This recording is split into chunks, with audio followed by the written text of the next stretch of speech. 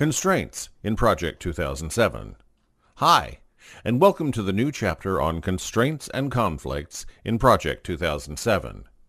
When we build a project in Project 2007, each task in it gains its timing from a variety of influences with a complex set of priorities.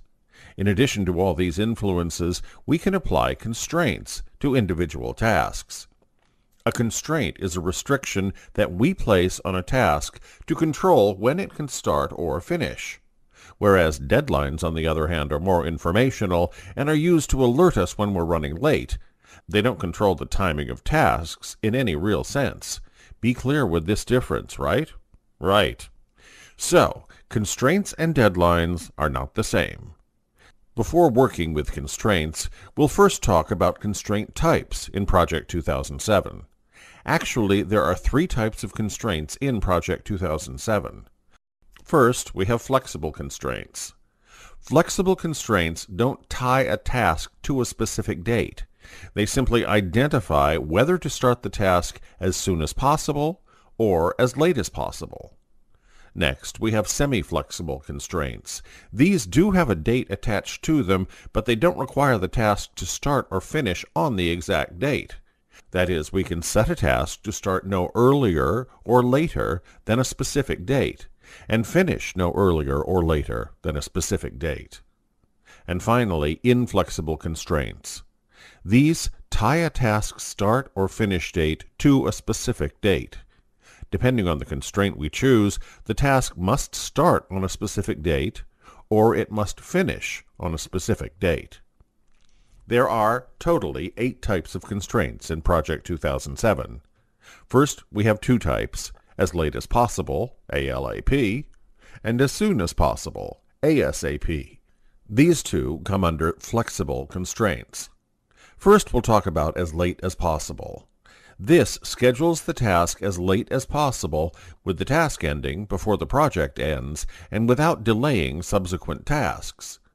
This is the default constraint for tasks when we schedule the project from the project finish date. And next we have as soon as possible. This schedules the task to begin as early as possible. This is the default constraint for tasks when we schedule from the project start date. As we discussed, these constraints are flexible constraints. Next, we'll discuss the types of inflexible constraints. See what these types are. First, we have the start no earlier than SNET constraint. This schedules the task to start on or after a specified date.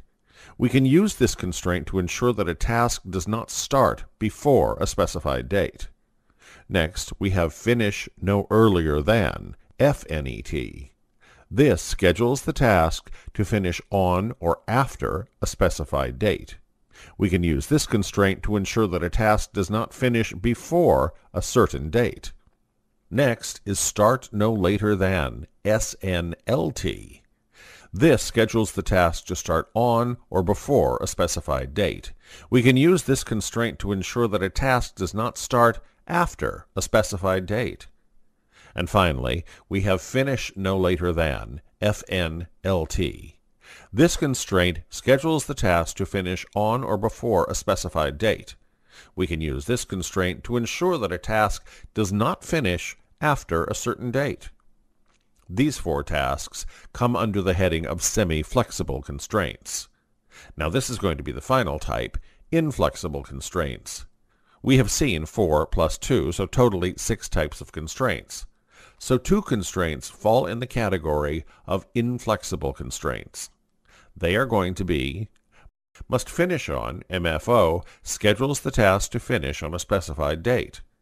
Must start on, MSO, schedules the task to start on a specified date. So now we've seen 8 types of constraints. We're going to see a practical example of these constraints. First, we'll create a simple task, and then we will assign a constraint type to it. In the next lesson, we are going to discuss creating a task and assigning a deadline to that task. Constraints and deadlines.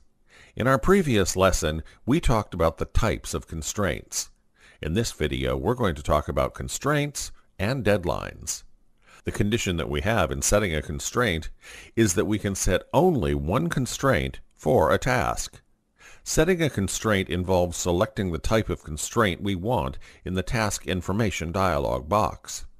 Some constraints work together with a date we choose. For example, if we want a task to start no later than a certain date, we need to select the date by which the task must start. Anyway, let's go and create a constraint and have a deeper knowledge on this.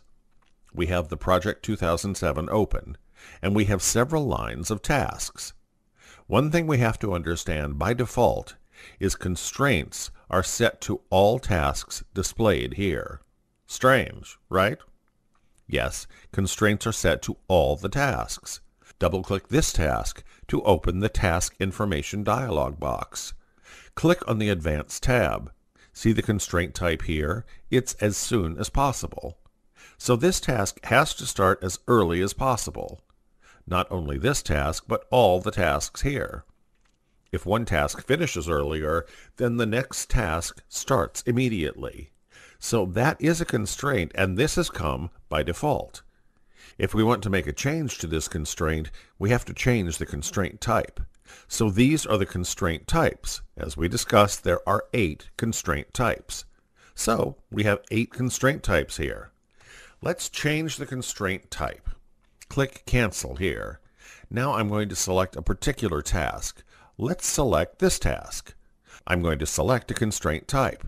Double-click, and I'm going to select the constraint type as Must Finish On.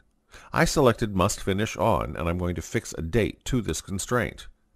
Now we've selected a constraint, and we have also set a date for this constraint.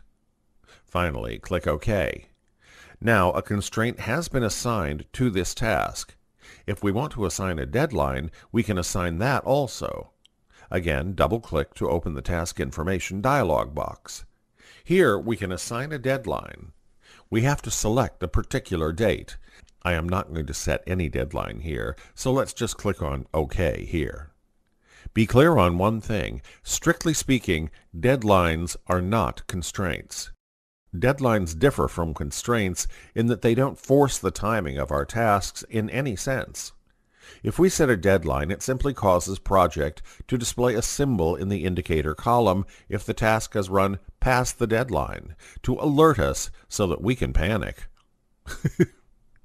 Using a deadline is often preferable to setting an inflexible constraint, because a deadline allows a task to shift with other changes in our schedule, yet it keeps us aware when we're going to miss a target date. So this is the exact use of deadlines. In the next lesson, we are going to discuss resources and costs.